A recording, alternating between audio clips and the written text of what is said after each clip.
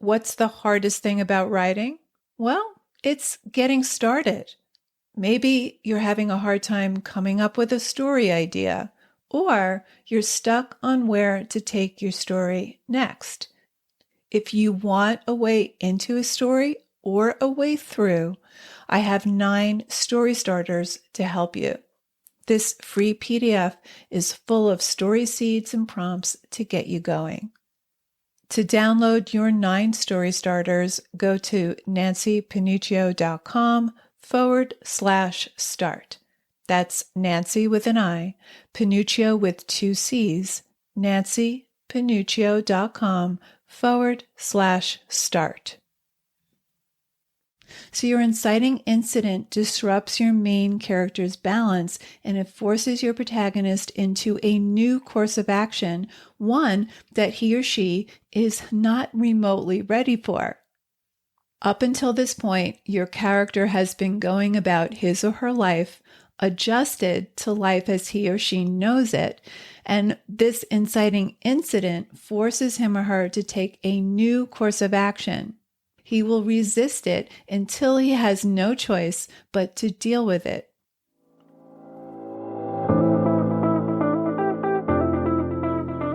Writer Unleashed is for you, a writer who has a story you want to bring onto the page and into the hearts and minds of readers. I'm Nancy Panuccio, writer, editor, and writing coach. And each week, we'll explore techniques, mindsets, and inspiration for writing stories readers can't put down. Thanks for spending some time with me today. Now let's begin.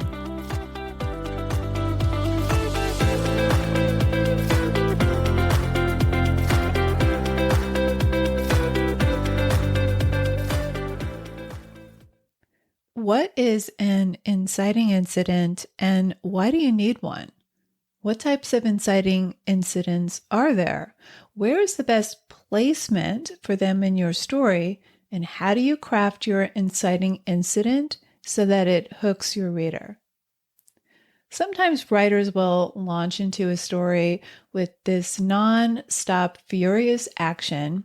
The instinct is good, but what we don't get is the incident that set the character in motion. There's no defining moment that instigated the character's action through the story. So what is an inciting incident? An inciting incident is an event that happens near the beginning of your story that affects your protagonist and sets him or her on a new, unfamiliar path. It gives rise to the core story problem, and this will preoccupy your character for the rest of the story. So it sets your story in motion. It catapults your main character out of the life they knew and initiates the goal that your story is working toward. It upends your character's life. The story's conflict and your character's obstacles stem directly from this incident. How your protagonist reacts to the inciting incident reveals his core beliefs, desires, and motives. It ultimately forces your main character to overcome not just the external obstacles, but the internal conflict holding him or her back in life. So it's an upheaval. It could be something good, it could be bad, or thrilling, or confusing, but it will torque your main character's life in a different direction. It forces your character out of his or her comfort zone and into action. It launches your story. So it throws your character's life out of balance, it creates instability, and the rest of the story deals with the fallout of that earlier upheaval. Clark Blaze calls this the moment of then. The moment of then. It's when life as your character knows it is about to give way. And then the rest of the story will be an attempt to draw out the inferences of that earlier upheaval. And then the climax is that moment when your character realizes the true or the devastating meaning of then. So the inciting incident disrupts your main character's status quo, and it has escalating ramifications as your story progresses. It gives rise to the story's core conflict and all the events that follow, and it motivates your character through the story. Now, there are two main types of inciting incidents. Number one is the causal inciting incident. This is character driven. So the causal inciting incident is the result of a choice made by either your protagonist or by someone else whose actions affect your protagonist. For example, a father leaves his family to have an affair with his wife's sister, and that affects your 10-year-old protagonist. Or a girl joins the army right out of high school, and this sets her on a new path. Whether what happens is a result of your protagonist's choice or another character's choice, whether it's positive or negative, it changes the trajectory of your main character's life.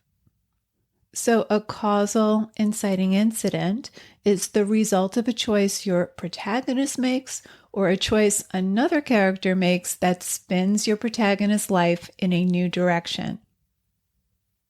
The second kind of inciting incident is coincidental. The coincidental inciting incident is when something unexpected or accidental happens. It's a random event that occurs and it throws the protagonist's life way out of balance, and it's beyond your protagonist's control. For example, in Neil Gaiman's fantasy novel American Gods, Shadow is going about his life as a prisoner for a crime we haven't yet learned about. And when we meet him, he's been there for 3 years. He's adapted pretty well. He's about to be released in a few days, and he's looking forward to being home again with his wife. He's got a job to go to, working for his best friend. And 2 days before his release, he learns that his wife just died in a car crash that morning and that they'll be releasing him earlier so he can attend her funeral. Now, the inciting incident is not his wife's death. It's when he meets Mr. Wednesday during his flight home to her funeral. Now, Wednesday knows about his wife's death. He knows more about Shadow than he's comfortable with, and Wednesday offers him a job, which Shadow refuses, but it's the start of Shadow's journey to learn who he is. Walter White from Breaking Bad is a high school chemistry teacher who learns he has inoperable lung cancer. That's the inciting incident that changes his life and has escalating consequences. Because he believes he's facing imminent death, he wants to provide for his wife and son, so he starts manufacturing and selling meth. The inciting incident is not within his control, but it motivates him to do a total break from his normal life. So we have the causal inciting incident. The protagonist or some other character makes a choice that has irreversible consequences. And then we have the coincidental inciting incident, where something unexpected happens that sets your protagonist on a new, unfamiliar path. In either case, what happens upends your character's life and sets the story in motion. So now that you know what an inciting incident is and why it matters to your story, here are 4 things to help you craft an inciting incident that pulls your reader in. Let's talk about placement. So number 1, you want to bring it in early. Your inciting incident should take place in your first act, once you've established the world of your story and your protagonist's place within that world. So where might you place it? Well, you could place it immediately. Sometimes writers will place the inciting incident at the very beginning, within the first scene. I once read a story where the main character was being held up at gunpoint in the very first paragraph. It plunged me straight into the action and hooked me immediately. The author then quickly acclimated me into the world of the story. Now, you do not have to lead with the inciting incident. It's a good strategy to delay it so that you can give the reader a chance to become acclimated to the character's current circumstances and the world he or she is in. But you still want it towards the beginning. It can happen later in the first chapter, but it still should be towards the beginning. For example, the inciting incident in American Gods happens on page 19 of the first chapter. The first chapter is 24 pages, so the inciting incident happens towards the end of that chapter. And this gives us time to acclimate to Shadow's world. We learn about his life in prison. We learn about his wife and how much he yearns to be with her.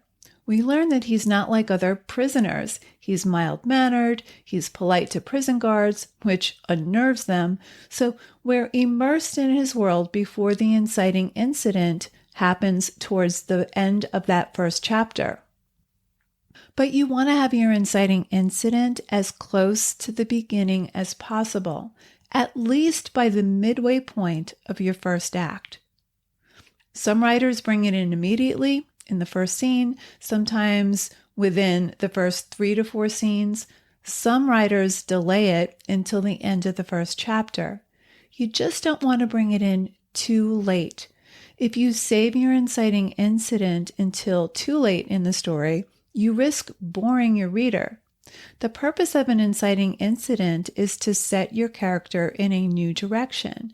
His life was one way, and now he's forced to navigate something unfamiliar. Saving that for too long means staying in a situation that's static, and readers probably won't stick around for that. Okay, on to tip number 2. Your inciting incident should upend your protagonist's life. It should create a noticeable shift within your character.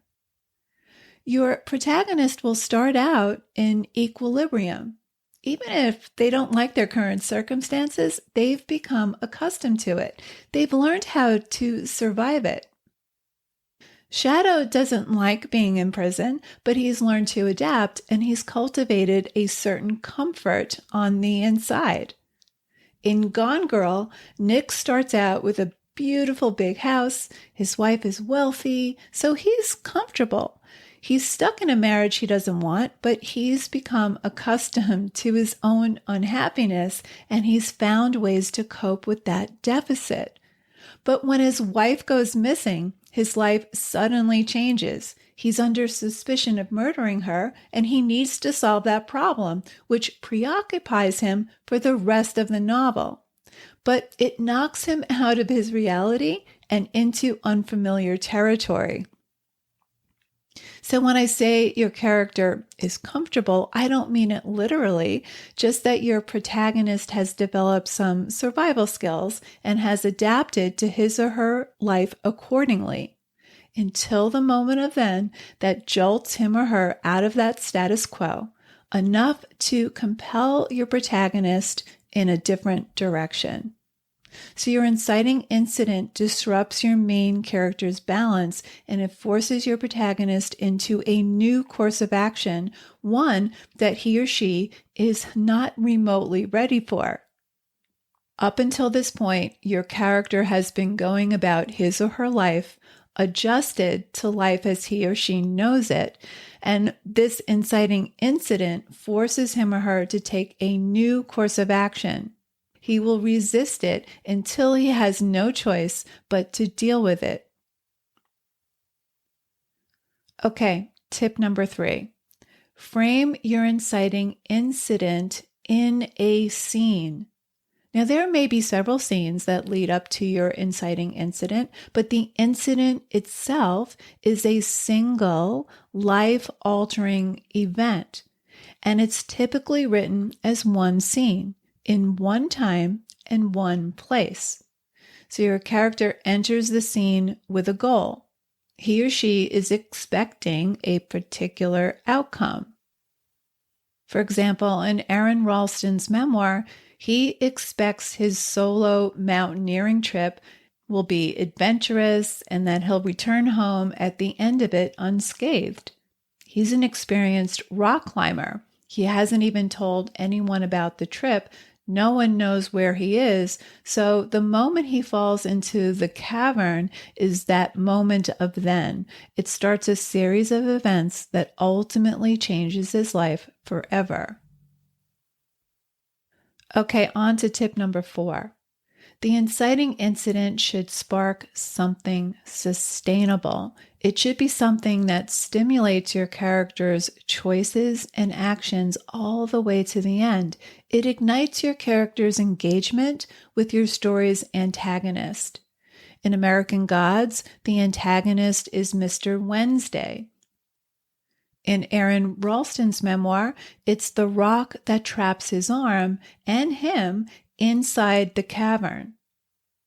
Dara Marks, a screenwriting consultant, explains in her book, Inside Story, that humans only ever act to make radical changes when the risk of staying the same is greater than the risk of changing. I also like the story Amanda Palmer tells in her memoir, The Art of Asking, which was told to her by her neighbor and mentor, Anthony, when she was a teenager. Here's the story. A farmer is sitting on his porch in a chair. He's just hanging out, and a friend walks up to the porch, sits next to him to hang out with him, and then he hears this awful yelping and this squealing sound coming from inside the house. And the friend asks, "What's that terrifying sound?" And the farmer says, "It's my dog. He's sitting on a nail." And the friend says, "Well, why doesn't he just sit up and get off the nail?" And the farmer thinks about this, and then he says, "It doesn't hurt enough yet." So when the inciting incident arrives, the risk of staying the same must be more painful than the pain of taking definitive action to change. So how do you locate your inciting incident? Think of the one thing your protagonist does not want. For example, a husband and father of 2 young children finds out he has a grown child from a past girlfriend.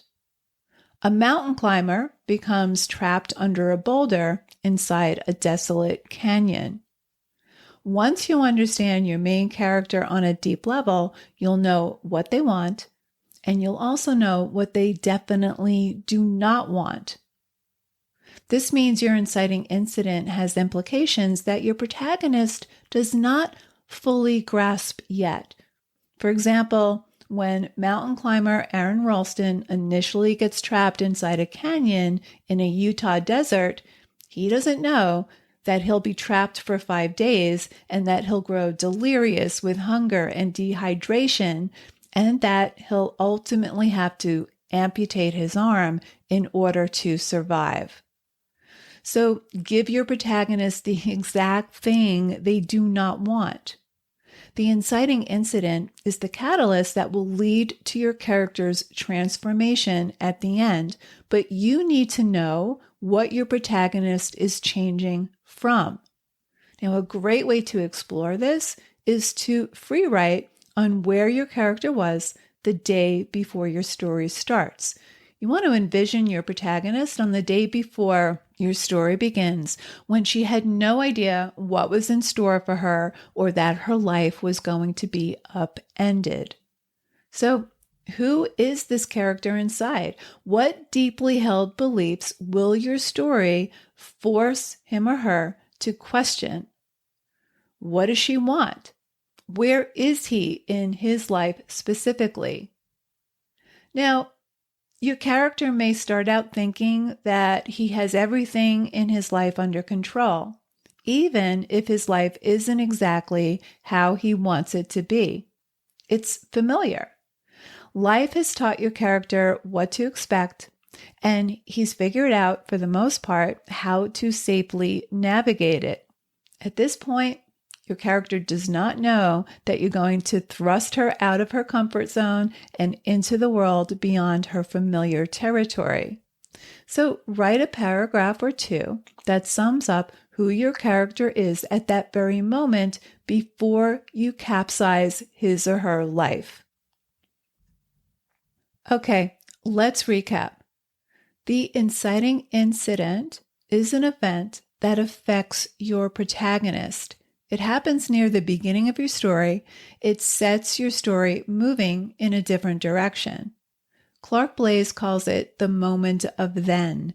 It's where life as your character knows it is about to give way. We talked about 4 tips to writing a riveting, inciting incident. Number 1, place it as close to the beginning as possible. It may be in the first scene.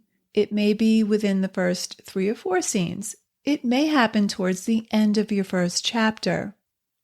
Ideally, it's at least at the halfway mark of your first act.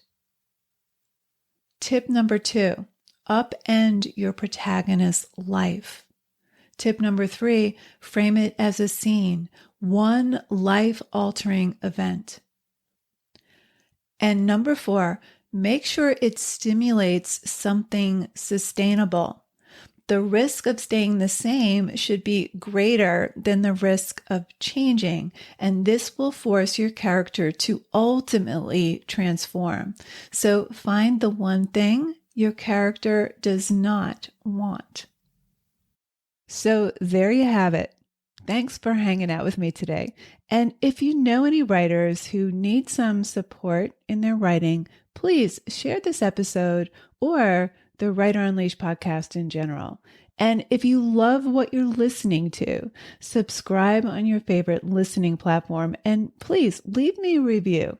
Reading how this podcast impacts your writing truly lights me up and helps me create topics for the show. Till next time, keep writing, and I'll talk to you soon.